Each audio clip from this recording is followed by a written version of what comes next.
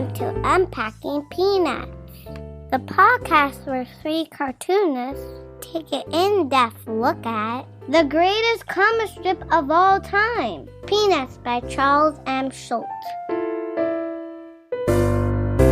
Hey everybody, welcome back to the show. This is Unpacking Peanuts. We're starting a whole new year today. It's 1987.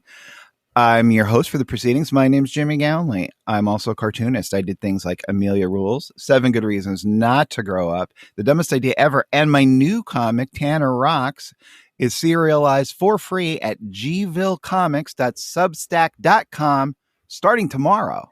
So be there. Ooh. Joining me as always are my pals, co-hosts, and fellow cartoonists. He's a playwright and a composer, both for the band Complicated People, as well as for this very podcast.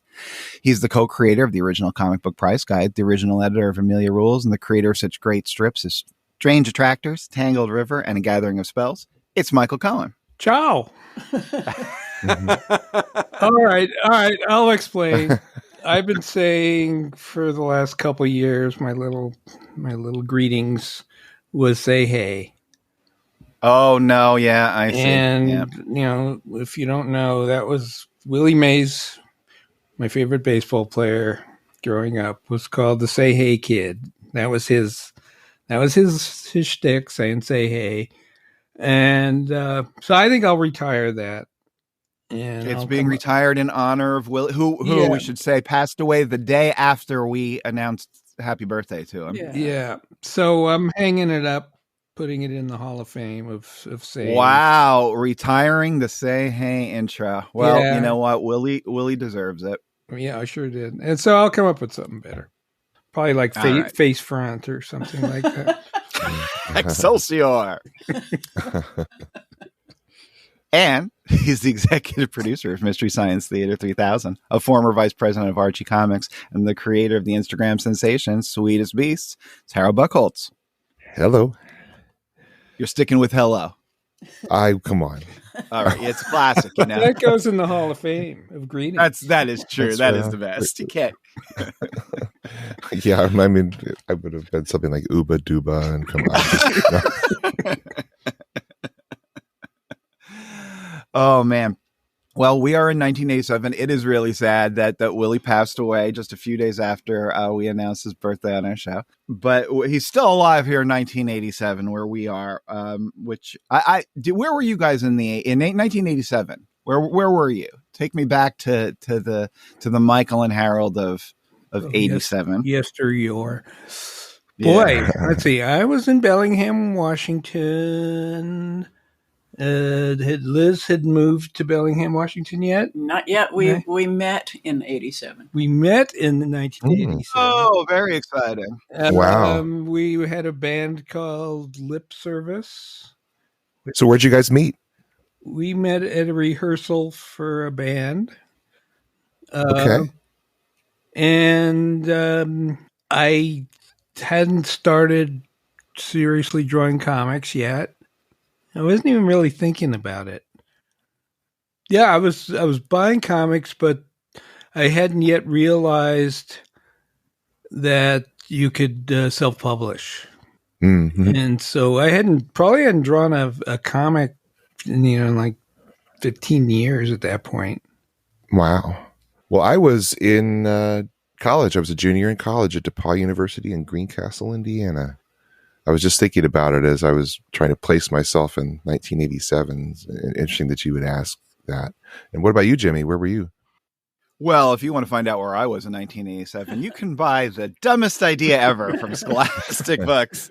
This was the year I started drawing comics. Was when I started drawing my first. There's no more appropriate thing than for you to go and read The Dumbest Idea Ever. It is a fantastic autobiographical comic that was put out by Scholastic Books, and it will tell you a lot about Jimmy. If you want to kind of flesh out the Jimmy that you hear now, that is just an amazing piece of storytelling. It is super entertaining, and it tells how he got into comics. It's just a really neat thing. I definitely want to give that a plug and encourage readers and listeners, who've gotten to know Jimmy and us. There's that's totally worth seeking out and getting. But now, well, first off, thank you for all that. But what if our listenership spikes? You know what I'm saying? Then they read the book and then it just plummets. That would be it. They're like, oh, we know who he is now. We figured out the mystery. We figured it out. This guy doesn't know what he's talking about. So, hey, Harold, do you have any info about Mr. Schulz in 1987? Yeah, I was trying to get it some context because reading through the strips, we're obviously in new territory here, but also very familiar territory. This is the 38th year that this strip is being published. That's a long, long legacy of strips. And, you think about it, in 1987, you don't know how much longer this is going. Schulz is 64 years old when we begin the year. And that's very close to retirement age for a lot of people. Yeah. And nobody exactly knew how long we were going to have Peanuts. And here's what's going on in the world of cartooning and in the world of Schulz in 1987. So in 1987, Charles Schulz is inducted into the Museum of Cartoon Arts Hall of Fame at the National Cartoonist Society's annual Rubin Dinner in New York City. Now imagine that. So this is a lifetime achievement award, right? And that's where Schulz is right now. And Schulz was there, and he said that he was very touched and honored to become part of a group that includes many of the cartoonists he admired when growing up. So imagine you being inducted into this kind of lifetime space that includes not your peers, but your heroes, your forebears. That's kind of where Schulz is placed right now in the world of comic strips. And I find that really interesting. In fact, Schulz was one of only 2 out of 24 members who was still living at the time he got that award. And the other one was Milt Kaneff, who did Terry and the Pirates and Steve Canyon. So can you imagine you are winning an award? He's won awards before at a younger age when it was, this is for the work you're doing this year. And now he's being honored for a lifetime, and he's in the pantheon of those who came before him. So that's a different space to be in as a creator who's trying very hard to be relevant and continue being a part and being on the top of comics. Because we always said Schulz is a very competitive guy. But here's what else is going on at that Rubin Awards. The outstanding National Cartoonist Society Cartoonist of the Year is Calvin and Hobbes, right? Bill Watterson of Calvin and Hobbes. He's been syndicated for only 18 months. That's pretty unheard of to get an award. And he didn't win like Best Strip of the Year. That went to Hagar the Horrible, Dick Brown. This is, and which had been around, I think, since the 70s. So it's very unusual to get Strip of the Year, let alone Cartoonist of the Year, from your peers when you've only been on the scene for about 18 months. And he's in, I think, Bill Watterson is in about 300 newspapers and growing fast around this time. Schulz is in about 2,400 newspapers. So it's pretty crazy to see this new up and comer just zooming up the popularity charts. And already, I was mentioning these newspaper reader polls. The Sacramento Bee, in the same issue of Editor Publisher, which I'm pulling some of this news from, the Sacramento Bee had 9,004 people respond to their comics readers poll, which shows pretty great interest in the comic strips, right? That 9,000 I would think, that's a lot of are taking the time to vote. And this is not the internet, right? Yeah, right. Someone has to mail in a response. And what's interesting is the Sacramento Bee being in its own little area. We were mentioning that many newspapers often, when you do a reader's poll, it might be a more minor paper and they don't have access to all the strips they want. But Sacramento was pretty much its own region. So they could pick any strip they wanted and put it in the paper. They were the 800-pound gorilla in their location. So the results are really interesting. Calvin and Hobbes is in the Sacramento Bee. I don't know how long it's been in. And what they did is they asked, what is your number one favorite comic strip in the paper? 26% respond Calvin and Hobbes. 13% respond The Far Side. 8% say For Better or For Worse by Lynn Johnson. 6% say Kathy. and 5% say Peanuts. Wow. Ouch. So that gives you a sense of where Schulz is. And Schulz is the kind of guy who's probably aware of these things. He's probably getting this editor and publisher. He's getting this feedback. And Sacramento isn't that far from Santa Rosa. Yeah. Right. And, you know, to be in the top 5 for most people would be an absolute honor. Sure. But Schulz has been at the top of the culture for a couple decades now, right? Yeah. And I just thought that was a really interesting snapshot to give us a sense of where he is as he continues to create the strips that we're going to be going over today. Now, there was one more minor poll that came out that is one of those strips. This was in the suburbs of New York City, and so this is not as fair. I don't think Peanuts was in this mix because it was probably in one of the major New York City newspapers. But the where I live in Westchester County, New York, and also Rockland County, Gannett did their poll, and they had snagged Calvin and Hobbes, and it was number 1 as well. Number 2 was Bloom County. Number 3 was Doonesbury. Number 4 was The Lockhorns by Bill Host. Okay. I don't know you guys remember that, but basically, of course I do. Bickering couple panel strip. And on the Sunday side, it was really interesting to me that the number 1 Sunday, that was for dailies, was Rose's Rose by Pat Brady, which was also kind of an up-and-coming strip that was... I didn't realize that was that old. Yeah, I Rose's thought that Rose was much later. Wow. It was pretty new at that time, and I think it also was having an impact in the strips in a more subtle way than Calvin and Hobbes, but it was very beautifully drawn and very, very sweet strip. Number 2 surprised me, but maybe won't surprise you guys. Number 2 Sunday, as voted by the readers, was Prince Valiant by John Cullen. Oh my gosh. Michael and I were just talking about Prince Valiant. I find that extremely surprising. And number 3 is Bloom County for the Sundays. Number 4, Doonesbury. And number 5 is Calvin and Hobbes. Isn't it interesting that Calvin and Hobbes, for Sundays, we think about Calvin and Hobbes Sundays, especially later, some of the more epic strips, back when he had the ability to really take over the full space and not have to break it up in all those different ways we always talk about. He could do these beautiful, like almost single panel dinosaur Sundays. He's not there at this point. And it's possible that the Sundays had just added, because often what would happen is you'd try it out in the dailies, and then if people liked it and you liked it, then maybe your strip would go into the Sundays. Right. So I don't know what was going on at that time, but in any case, that's a really interesting picture of where the comic strips are. They're still very popular in the culture, but there is this uneasy feeling in the newspaper strips because they are getting smaller and smaller. In fact, I want to share one last thing here, and this was Watterson in a very famous speech that he made, because he's famously kind of reclusive, but he did get invited to an Ohio State University event. I believe this was in 1989, not too long later after this. And he gave this really fascinating speech telling the people at the 75th anniversary of Pogo creator Walt Kelly's birth. So I encourage you to complain to your newspaper about the amount of space it devotes to comics.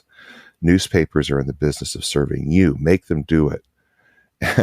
And he was saying that he thought it was a mistake. One of the great ironies of the business is that the papers are saving space and cutting costs by reducing comics, the one truly visual part of the newspaper that television cannot imitate. Right. So TV is supposedly the thing that is really competing with newspapers at this point. And he says the effect on comics has been disastrous. They have fewer panels, fewer words, simpler drawings than ever before. White space attracts the eye. And when 20 comics are printed down 2 rows of one newspaper page, the comic with the least there is the most attractive. I thought that was interesting. And he said most comics today are vapid and lifeless. And he was just trying to get people to give some space back. Now, is he a recluse, or did people just stop inviting him to parties? These are vapid. These are terrible. These are the worst things ever. And I thank you for this award. Well, he said, without a radical change in the size situation, the future of cartooning will lie in some other form of publication. Well, that's where we live today. And Waterston's also critical of the merchandising of some comics, which is definitely tying us back to Peanuts here, stating, I think the comic strip world is much more fragile than most people realize, and that wonderful, lifelike characters are easily corrupted and cheapened by having them appear on every shelf and rack. Several fine strips have turned themselves into shameless advertisements for products. And he doesn't name names about when he comes to speaking about that, but he does say, as I grew up, my two favorite comics were Peanuts and Pogo, one of the most beautifully lush strips ever drawn, which was what they were celebrating, and why he came out was to celebrate Pogo. So that's really interesting from the guy who's at the top of the game right now. He's in a veiled way saying some very scathing things about what he thinks has happened to one of his favorite strips. Well, I actually agree with a lot of what he's saying. You know, someone's got to say it on this show, because we're the show that tells it like it is. That's what we're known for. We tell it like it is. Yeah, we are the ones. So if we don't do it, who will? Yeah, I'm finding Peanuts rather tired, and was sort of wondering. No, I was not reading these at the time. I was actually, I'd glance at a paper now and then, so I didn't have a subscription, so I wasn't up on any of this stuff really. But I was just thinking the other day while reading 1987 that this definitely would not be my favorite, and I wouldn't seek it out either. It's kind of like very mild. It is mild, and I know, this is just a fact, that as a junior in college, I wasn't seeking out the comic strips in general very much. And I wasn't. I was subscribing to this editor and publisher magazine because I wanted to become a syndicated cartoonist. So I was absolutely following this. I was following it on this kind of more meta level than necessarily making sure I subscribed to the newspaper and was reading it every day. But I would definitely check out the comics when they were around and available. But I do remember that Peanuts was something that I absolutely loved. And this was a huge part of my life. I think I've mentioned this before really early on. And just this is a personal aside. In college, I became a Christian. I think where it was a very personal thing for me, my freshman year. And here we are. This is just about exactly 2 years after that. And I had gone to, I think the previous year, I had gone to this Aspen Film Festival, and I was in a used bookstore, and I found The Gospel According to Peanuts, which I had been aware of, which was written by Robert Short and is not written by Schulz. And I don't know that Schulz necessarily agreed with everything that's in there, but I picked up the book at this used bookstore, and I was reading through it. I was realizing the impact that Schulz had made on me that kind of helped take me to where I was going in my own life. And the deep, deep respect I had for Schulz for having such an impact and being able to do it in these 4 little panels every day in a strip. And yet at the same time, I wasn't reading the Peanuts of that time very much either. I didn't dislike it. I didn't disrespect it. But, if I were to go back to Peanuts, if I had a chance to engage with Peanuts, I would be picking up some old paperbacks and reading strips from probably the mid-1960s. Well, I have a question for Jimmy. Yeah. Okay, when we started this podcast, like it was 3 years ago, I was very excited about going over and rereading all the strips up to the point where I stopped, which was roughly 1970. And Jimmy was encouraging me, we got to read them all. We have to go to the very end. And so he kind of warned me. And your warning was, the 70s are pretty good. I remember you saying the 80s were terrible, but then the 90s get really good again. What did you mean by the 80s were terrible? I think what I feel like, and I don't mean they're terrible to the world. I think they would be. I think I meant they would be terrible for you. I don't think you would like them as much, and I don't like them as much either, if I'm being honest. it's and I feel like what it is casting about for a direction. What I see for a long time, it is he's going back and he's hitting the old things, and that's kind of cool. And then he'll try to like branch out a little bit and do stuff, but it never really latches on until he hooks into this idea of developing Rerun.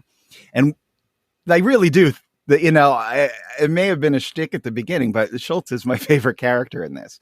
So I am just as invested now in reading 1987 as I was reading 1967, when we were doing that. I'm much more invested in it now than I was in 1987 when I was reading it. And I would agree with that. I feel the same way. I think you introducing the concept of Schulz as a character in the strip has really colored the way I look at these. I'm definitely looking at it with that perspective that Schulz is in these strips, and that's why it's such a special strip. Is you just feel his presence, unlike most other work. Yeah. Oh, absolutely. And the thing here too, like you're saying, it's 37 years. It's 37 years. Who wouldn't be tired? I did 10 years of a comic book, which is nothing like a daily strip, and I was exhausted by the end of it. Yeah.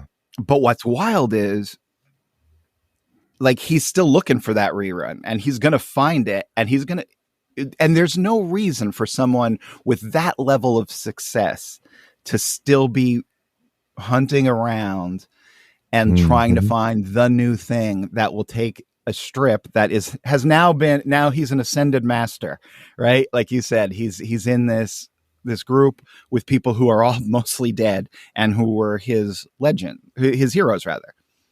I don't know how you handle that. But I don't think many people would do it by thinking, well, I got to keep working harder. I got to keep finding new things. That blows me away. Yeah. And why I like this period, why I'm enjoying reading this period now is because I know that it's coming. It's going to come back into focus in the 90s. And yet, it's going to be the 90s strip. He's going to have an even greater tremor. He's going to be older. He's going to be struggling more, but it becomes more poignant, funnier to me. A lot of the edge comes back. And I felt like this period, particularly like right now, like this period, the mid 80s, was the most unfocused and the feeling of I got to get a strip done today. No, I feel now that I know how you're feeling about the 90s. Yeah, I feel like it's slowly grinding to a halt creatively. So it seems like this year, of what I've read this year so far, it seems like it's out of gas. I'm not finding the punchlines particularly funny. Most of the characters aren't doing anything radically different, but maybe he needed to just put on the brakes and then restart it. Yeah, it's tough for it's strange. There is a REM, as we know, one of my favorite bands, was inducted into the Songwriters Hall of Fame, and they promised they would never, ever, ever, ever, ever reunite. But at the Hall of Fame thing, they played "Losing My Religion," and it was great, and it was wonderful, and everybody loved it. And they did an interview with CBS, and they're like, "Would you ever do it again?" "No, it'll never be as good." And then Michael Stipe's telling this story about, his favorite band was the Velvet Underground. And in 1983, he was invited to see the Velvet Underground when they reformed. And he didn't do it because he didn't want to see them when they were old. And you could watch as he's giving this interview, it dawned on him. And he goes, although now that I think about it, I really wish I did go see them. Why didn't I? And that's me. I want more of it.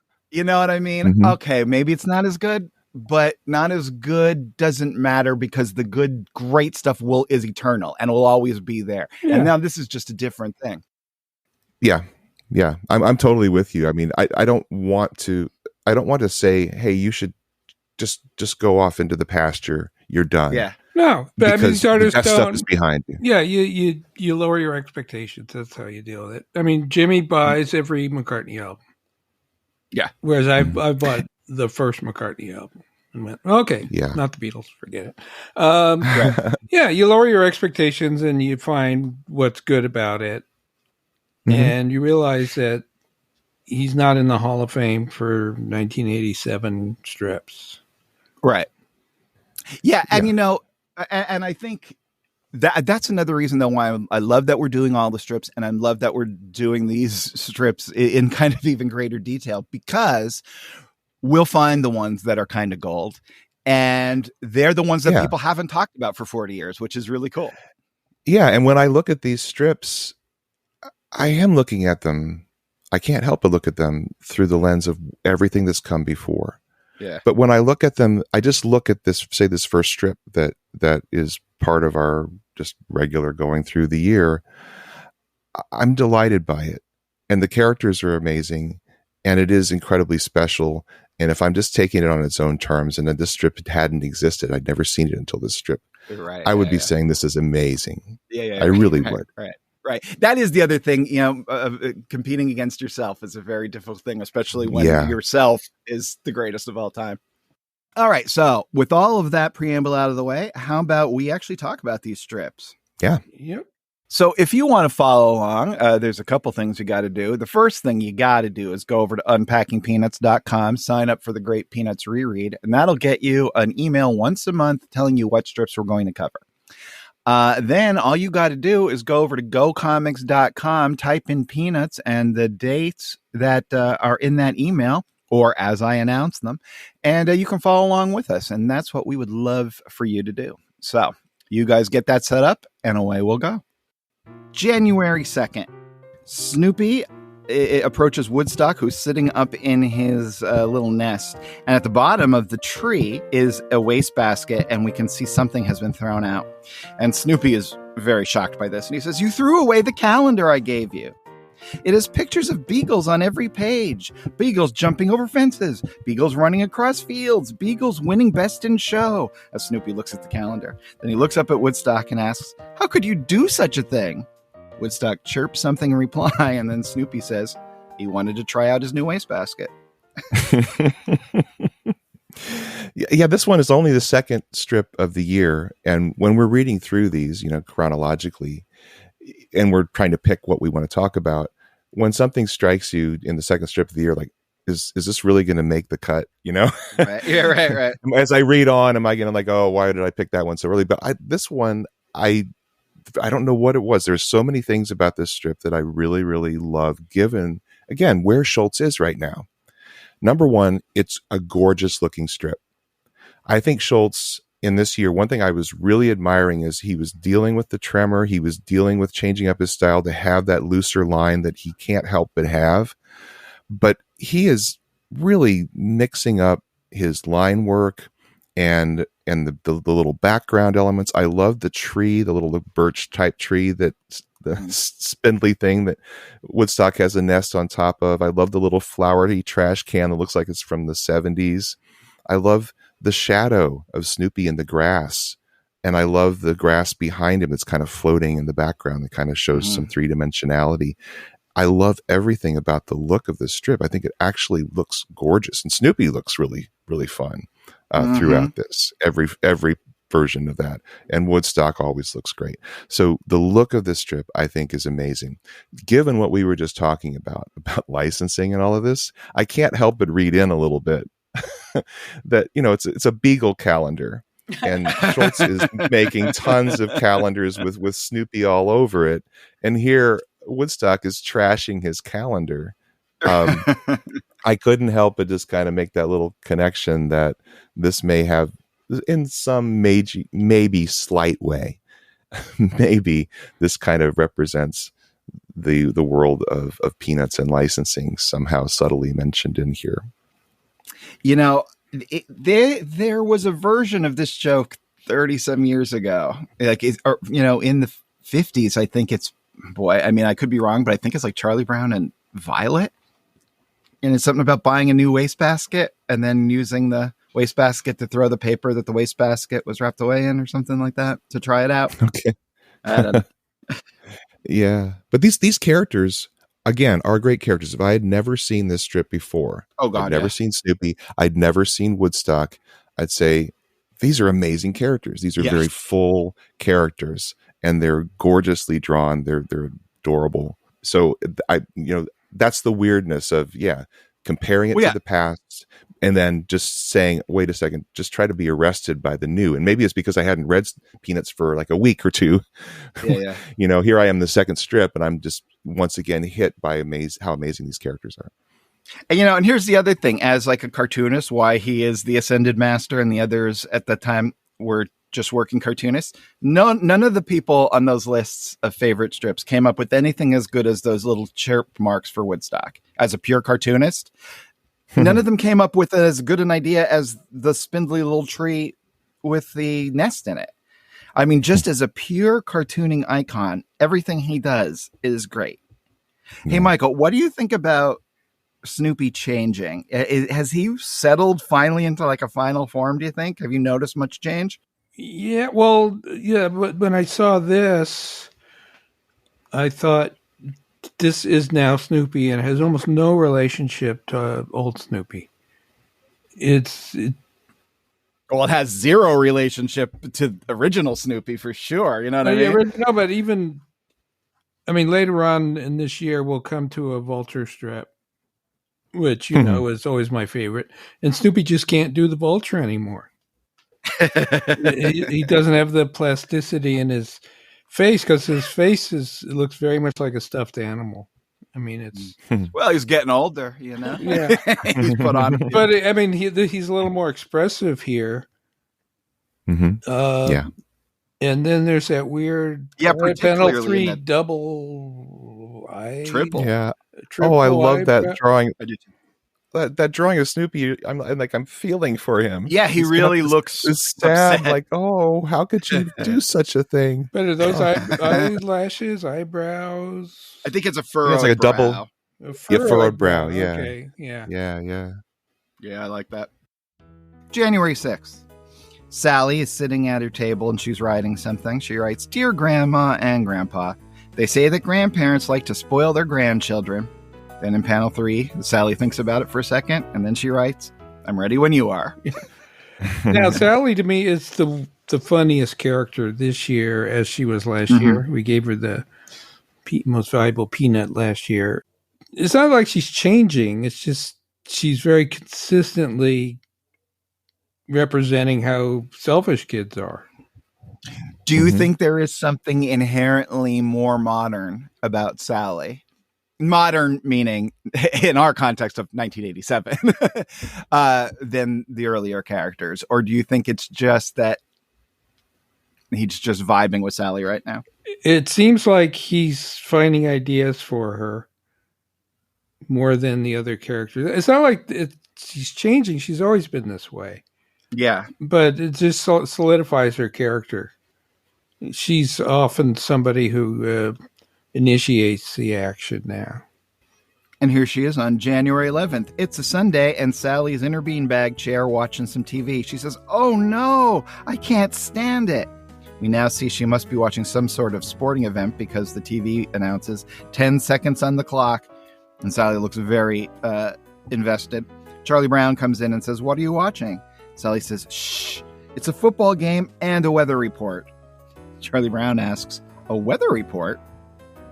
Sally, who's now fully invested, says, "They said if he misses this field goal, it's going to be a long summer." And this would have ran right during the playoffs, the NFL playoffs. So it's sort of a comment on Groundhog Day and the playoffs. Yeah. What do you think of her little hand as she's shushing Charlie Brown? It's cute. It's a little awkward. That's a hard thing to do, actually, that with your hand. Oh, speaking of weird hands, guess what I did the other day? I watched Kathy. There was a Kathy animated special from the 80s, which I did not know existed. And it's crazy how they duplicate her style. I mean, it is it's more than anything I think I've ever seen. It is exactly like the comic strip. I mean, and you might take that as shallow, but I actually thought it was kind of hip. It's like lo-fi. I liked it, actually. I'll come right on record and say I thought it was kind of neat. But weird hands. They nailed it. You know, those really weird hands she draws?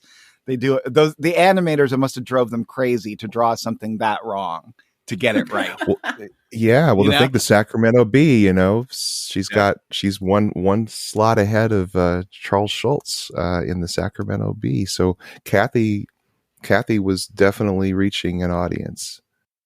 All right, so listen, since we had such a long preamble, how about we take a little break now, come back, check the mail, do some more strips. Sounds good. Cool. All right, you guys get a snack and meet us on the flip side. Hi, everyone. We all love listening to Jimmy describe what's going on in a peanut strip. But did you know that comics are actually a visual medium? That's right. You can see them anytime you want at gocomics.com or in your very own copy of The Complete Peanuts, available from Fantagraphics. Plus, if you sign up for our monthly newsletter, you'll know in advance which strips we're talking about each week.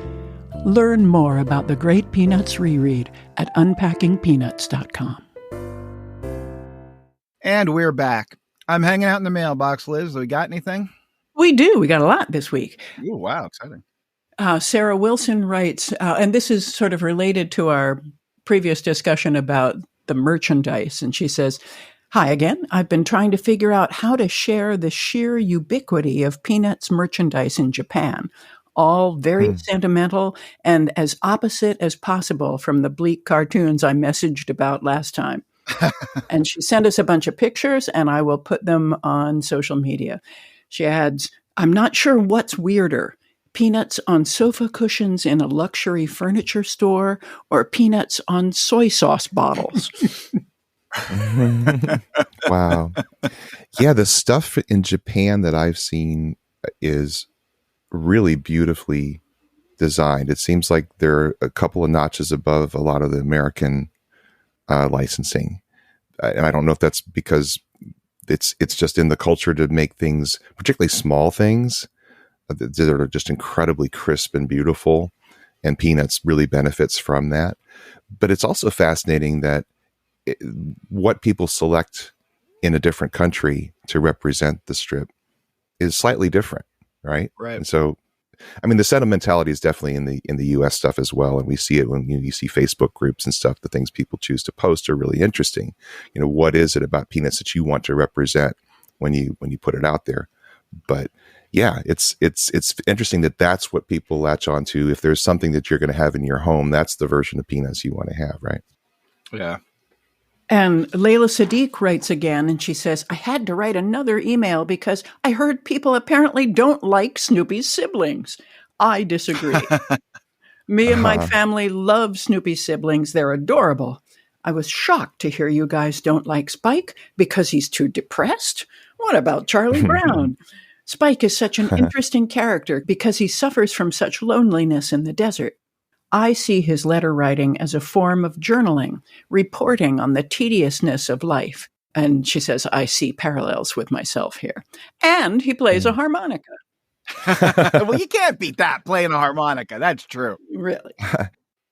No, first off, love that. Yeah, I've been trying to kind of grapple with who Spike is, and actually, you guys writing in is really helpful to me to kind of see it through your eyes. The people who really appreciate it, because obviously he was important to Schulz. Here's what I'll say about Snoopy's siblings.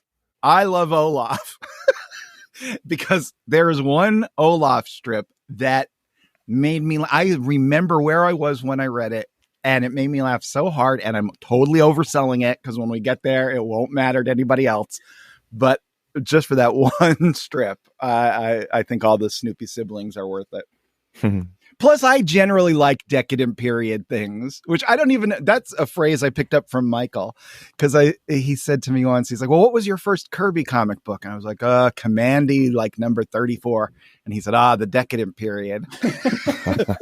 So I realized most of my life is like looking around for interesting things in the decadent period of people's careers. And Fernando Ruiz wrote a comment on YouTube, and he says, "In the March 16, 1957 strip, Snoopy refers to Charlie Brown by name. By at least the 70s or 80s, there's a running gag that Snoopy, despite being Charlie Brown's dog, is unaware of Charlie Brown's name and regularly refers to him as that round-headed kid. I wonder when that started. I always found that to be a funny, if somewhat sad, recurring joke." Have we run into that yet? Well, I'm sure there must be an episode where we said, "Is this the first time?" I'm sure there. Yeah, well, it's good that he knew it for one strip anyway, you know. It came back. I actually saw a thing years ago. Someone said you should always introduce yourself to your pet when you get a pet and tell them your name, because a lot of people never tell the pets their name. So how would the pet know? That's interesting. The full name, including your middle name. Yeah, and in my case, confirmation name, the whole thing. What? Hey, what? I don't know your guys' middle names. I don't think. What's everybody's middle name? Niman. That means Michael has no middle name. Okay. I thought he said Newman. I'm like, all right. Yeah, my parents didn't have the energy to come up with something. That's all you need is two. The third one's overrated anyway. Liz, how about you? Well, I'm the most obvious middle name after Elizabeth. Mary? No. When have you ever met somebody named Elizabeth Mary? I don't know. I have a daughter named Stella Mary and a daughter named Anna Elizabeth. Okay, well, I'm the opposite. I'm Elizabeth Ann. Oh, there you go. That's perfect. That's a good one. Okay, yeah. Mine is Russell. I'm named after my two grandfathers. Oh, that's a good one. Both of your grandfathers were named Russell? That would be amazing. I'm Joseph. Did you ever have to play Joseph in a play or something? No, I only got the third wise man ever. It was, and then narrator. Okay. Yeah, I longed for. I always get to have to be the shepherd. What else? We got anything else? Yeah, finally, our pal Bernie Adama writes a correction. He says, just a quick correction to the 1985 Part 3 show. Jimmy commented about blowing into the device after heart surgery. The device is a spirometer, and it is used to measure lung capacity and hopefully retain it. The device is used by inhaling through the device, not exhaling. Oh, really? Oh, man, I was wrong. It's not pleasant or easy, but it is effective. So that's the one that has the little plastic bubbles.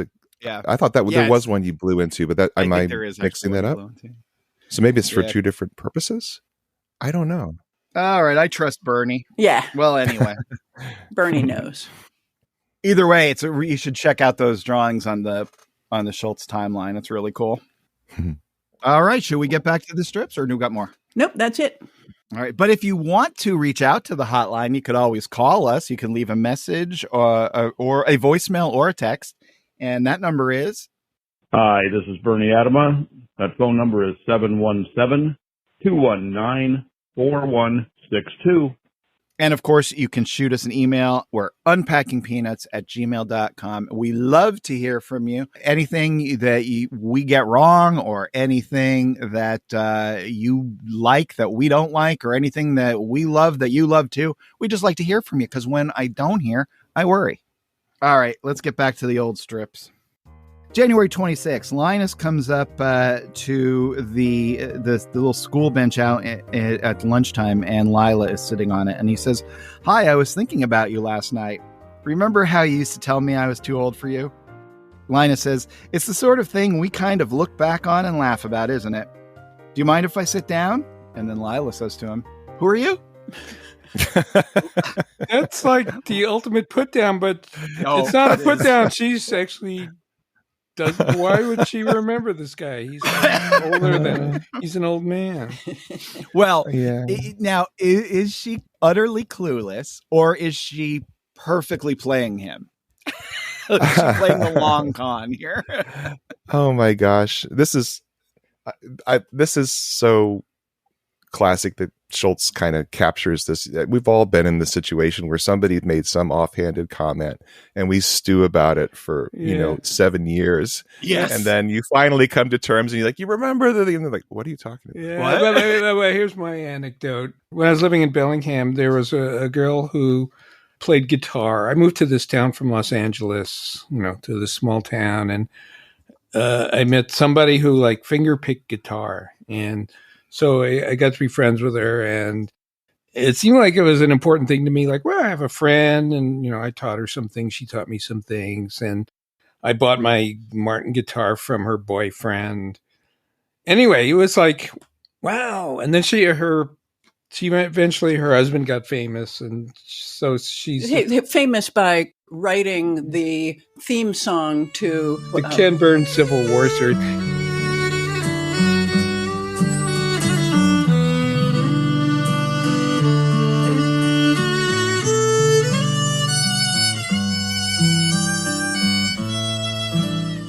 Yeah. Anyway, I saw them performing at a folk festival years later, and I went up, and they went like, "Hi, Molly, do you remember me?" Like, yeah, no.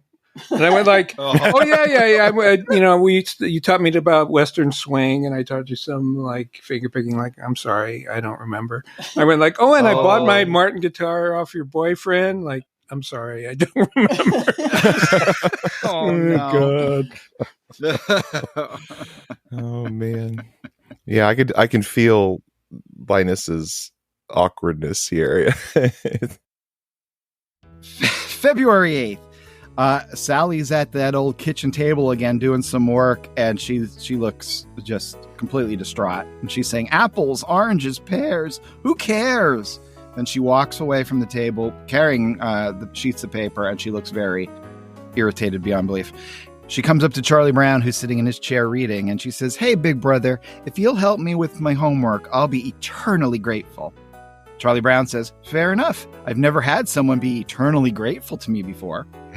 So then they sit down at the little kitchen table, and Charlie Brown helps Sally. He says, so all you do is subtract 4 from 10, and that tells you how many apples the farmer had left. To which Sally is baffled, and she goes, you mean that's it? I have to be eternally grateful for that? And then she yells, I was robbed. I can't be eternally grateful for this. It was too easy. So Charlie Brown walks away saying, well, whatever you think is fair. And Sally says to him, how about if I just say, thanks, bro? So Charlie Brown walks outside and meets Linus, and they're going somewhere. And Linus says to him, where have you been, Charlie Brown? Charlie Brown answers, helping my sister with her homework. Linus asks, did she appreciate it? And Charlie Brown says, at greatly reduced prices. Good old Charlie Brown. I like that. I have a cartoonist question for you, cartoonist. Yeah. Panel 2. Is there a name for that thing? You know, I bet Mort Walker doing. has one. Mort Walker has one for every one of those little. What is that? I don't know what it is. It means you're mumbling curse words under your breath. It's just a bunch of squiggly lines. Yeah, like, it's just absolute frustration. It means to me, right?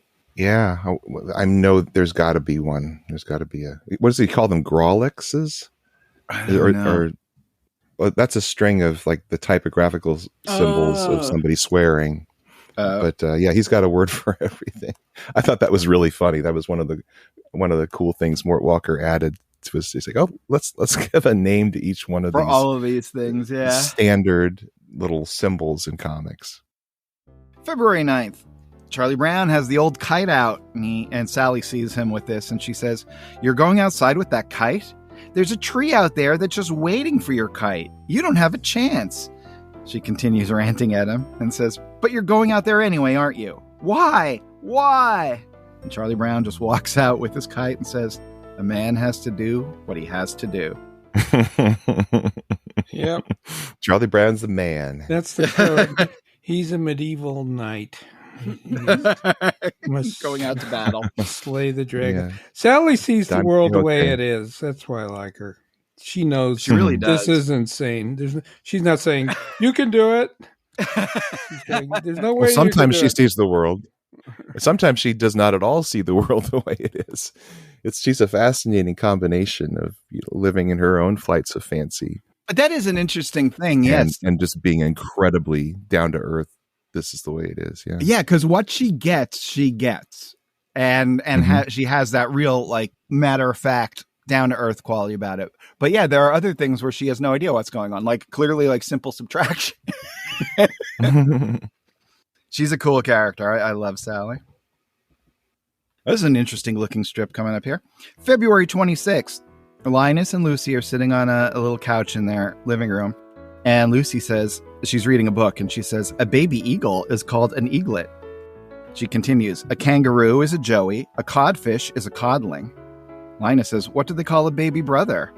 And Lucy says, pathetic. Oh. Ouch. That's a classic Lucy zinger.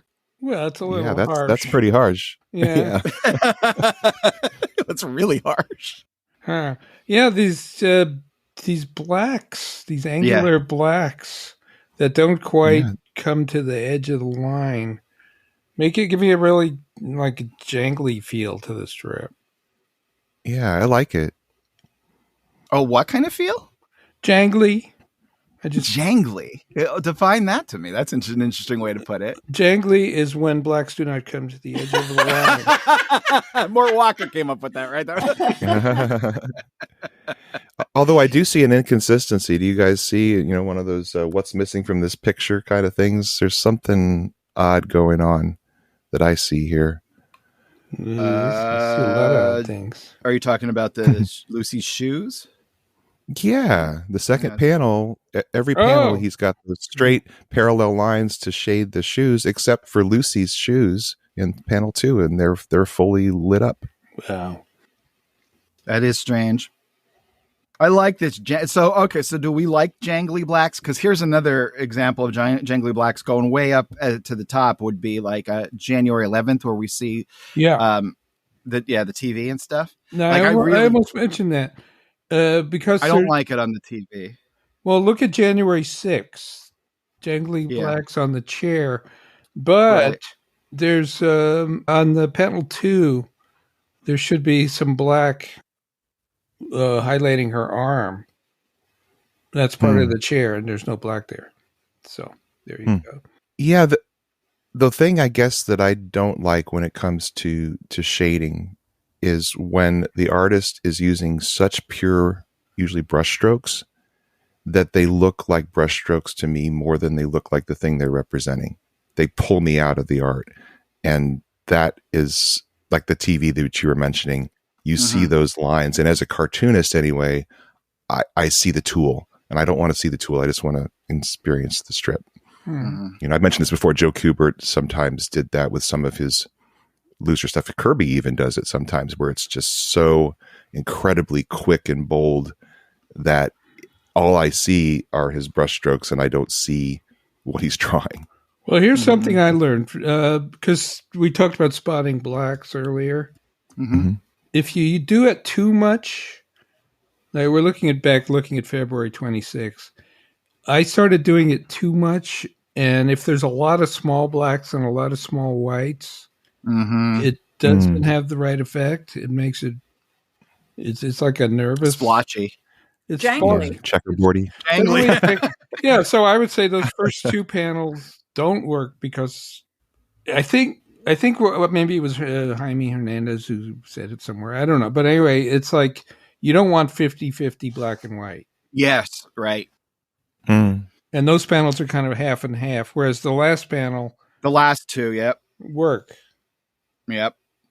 Interesting. Yeah. Now, do you think he should just get rid of those splotches behind them? He's into this for the last few years, trying to do those harsh shadows indicating like at night. But I think if you just got rid of those, that would be a huge step in the right direction. Well, I definitely don't understand Lucy's shadow in the first one, because what is the little rooster the little rooster thing in her shadow? It's the shadow that bothers me the most in pop culture. And I do have one. The Bone logo from Jeff Smith's Bone. The shadow of the O is pointed. I don't understand it at all. Anyway. Interesting. Let's give it a name too. Well, you got that off your chest now. And finally, that and Bill Watterson. This is like a real come to Jesus episode for me. March 20th. Charlie Brown is out raking a sand trap, and we see some zipatone on the grass. And he says, "I did it. I raked every sand trap on the golf course. I can't believe I did it. I've never worked so hard in all my life." And in panel 3, Snoopy, leading the Beagle Scouts in their Foreign Legion attire, trot right through the sand trap. Snoopy says, "There it is, men, Fort Zinderneuf." Charlie Brown screams at the sight of them ruining his little sand trap. And then Snoopy says, "We're the relief column from Tokotu. Aren't you glad to see us?" I just don't understand why would you care if there was footprints in the sand trap? You're supposed to rake it. I don't know why you're I supposed guess to that's rake a it. thing. If golfers could tell us, right? Maybe because you're not supposed to have an unfair effect on your fellow players. If the your little footprint could actually make the ball go a different way. But it's in the sand trap, and it's not getting out of the sand trap. So I don't understand golf. This is like mystery to me. I do like to use the Zipatone here. I do too. I think this looks real nice. Yeah, this is a long sequence, and Charlie Brown gets sucked into having to clean up after his dog on this golf course because he's of all these little footprints. Not the way you think. No, not the way you think. Thankfully, that would be a terrible comic strip. One of the, I don't know if it was in the Gary Groth interview, but at some point Schulz said towards the end of his career, he was so happy he never did Snoopy in conjunction with a hydrant in any way. There was never that joke. Yeah, right.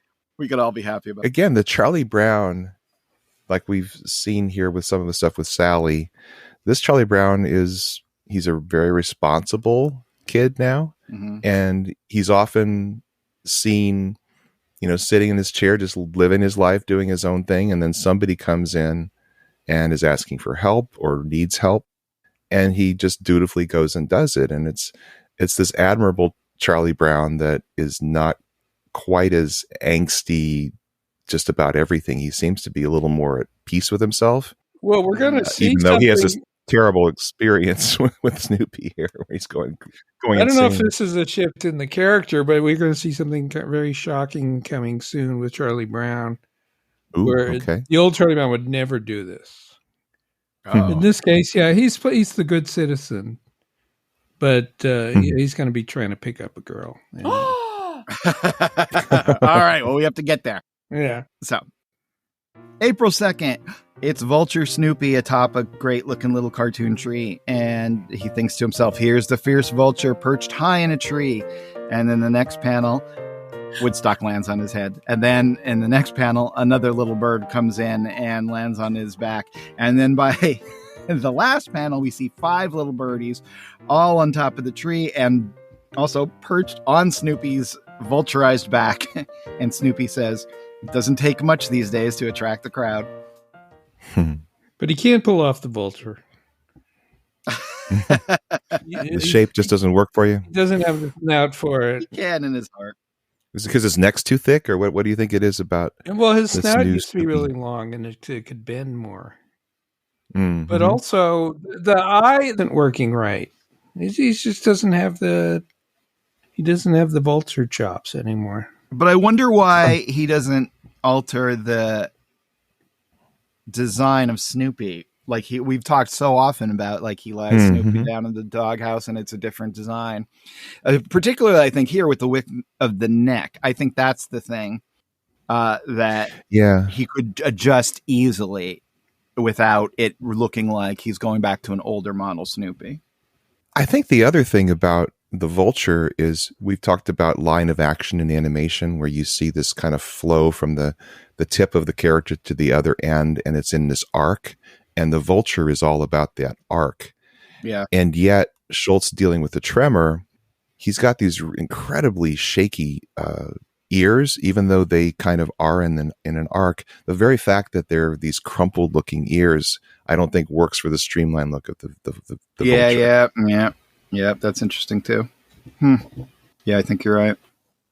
April 12th. Oh, it's picture day at Marcy and Peppermint Patty's school. So Marcy takes a nice little photo and comes back out and says, "You're next."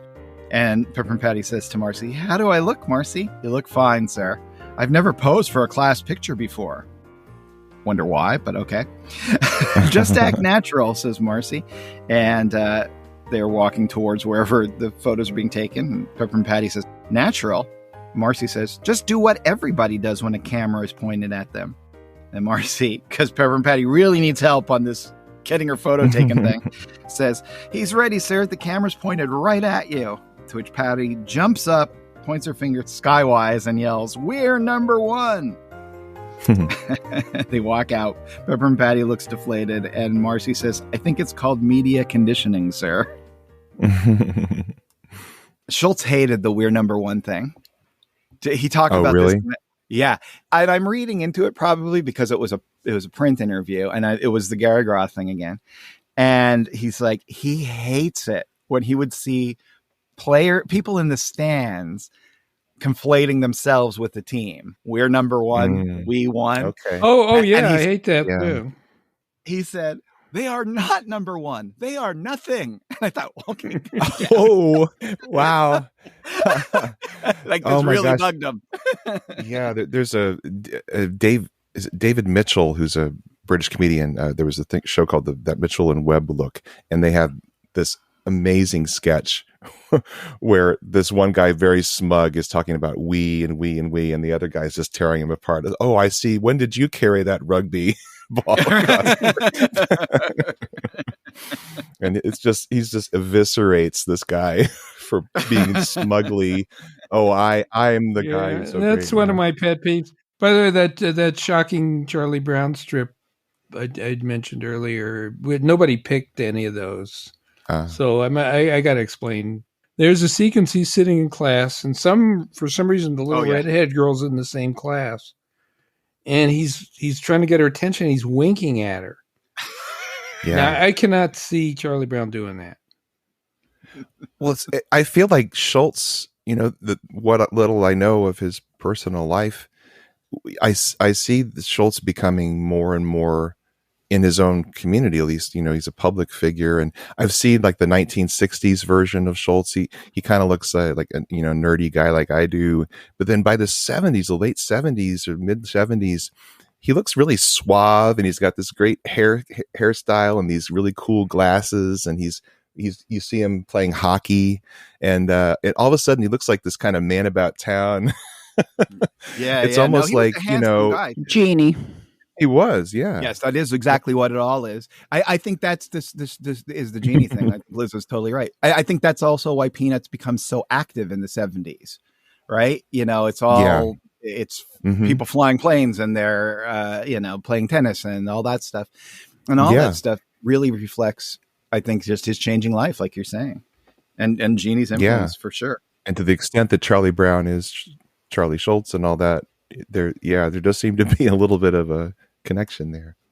Yeah, that is a really. The one thing about that sequence is I've never particularly liked it very much. I think I feel like okay, whatever. I don't know, but I remember it. Like that's one of the sequences I remembered from my previous readings from this. When a lot of it I didn't, so I'm not sure why. Yeah, remember the strip where he's practicing giving a Valentine? To, right. And he tries every different way, and he's looking all suave, and another one he's looking kind of rakish, and right. That is a very memorable strip because it's Charlie Brown acting out something that we normally don't see. It really pops, Yeah. All right, we got one more strip for this episode, and it's a good one, I think. April 19th. It's a Sunday, and we see Sally dressed in basically a tattered rag in outside a cave in the Himalayas, meditating. Because of course you do. And then we cut to panel 2 where Sally is actually in her room reading a book. So in the next panel, Charlie Brown sees Sally is reading her book, but she walks right past him in her little nightgown, and Betty's on. And Charlie Brown says, "What are you doing?" And Sally says, "I'm looking for enlightenment." And Charlie Brown, this really gets his attention. He goes, "Really? Well, I'm proud of you. And at your age, too." He follows her around. And then he says to her, "I've never heard of anyone your age who is interested in any kind of serious thought. Would you say this is kind of an intellectual pursuit, or is it more of a spiritual quest?" To which Sally replies, "The bulb in my lamp went out. I'm looking for enlightenment." Maybe it's just me, but I love that. I think that's really funny. Now, what do you think about the brush strokes on that panel 1 rock in the front? That must be exactly what you're talking about, Harold. Yeah, that to me looks like a speedball D3 or D2 pen point. And that's a perfect example of what kind of pulls me out. Although I will say, when I was reading the strips, it didn't jump out at me until we were looking at it again here. And I'm like, oh, yeah, that's exactly That's exactly what I don't like, because it just looks like the tool to me. And maybe to somebody who's not an artist and doesn't know what's behind these tools, it doesn't matter at all. But for me, it just seems like distracting. Now it's a little bit of an evolution though of his focusing you, where he's doing the focusing your eye, where he's doing a little bit of the rougher stuff along the edges to try to focus on the clean Sally, I think. But it's partly, I think, maybe it's such a big section with huge brushstrokes, Yeah, and he could have just chosen a really dark color as a Sunday strip to really move your eye backward into Sally, but instead he chose to bake it into the strokes of his. I would like to see this in color. I'd like to see that first panel in color anyway. And when I see this strip, it makes me think of the relationship between Charles Schulz and his daughter, Amy. And he often said, and she said as well, that, of all of the Schulz family, the two that were most interested in kind of these religious things were the two of them. And even though they kind of were coming down in different areas of faith, they had this common interest, and they would talk with one another about it. And I just kind of get that vibe from Sally. Sometimes I think I see some Amy in Sally. Well, we really picked a Sally heavy intro to this year. So we'll see if that continues for next episode. Guys, I had just a great time talking to you. This is, as I always say, my favorite day of the week. I love talking to my pals about my favorite thing, and I love that you guys are listening and talking back with us. So please do that. Continue to write in. Continue to listen. We'll be back next week with 1987 Part 2. So if you want to shoot us an email between now and then, you can go to unpackingpeanuts.com and sign up for that Peanuts reread. Email us, unpackingpeanuts@gmail.com, or you could follow us on social media. We're at Unpack Peanuts on Instagram and Threads, and at Unpacking Peanuts on Facebook, Blue Sky, and YouTube. Remember, my new comic comes out tomorrow, gvillecomics.substack.com. You can have it for free.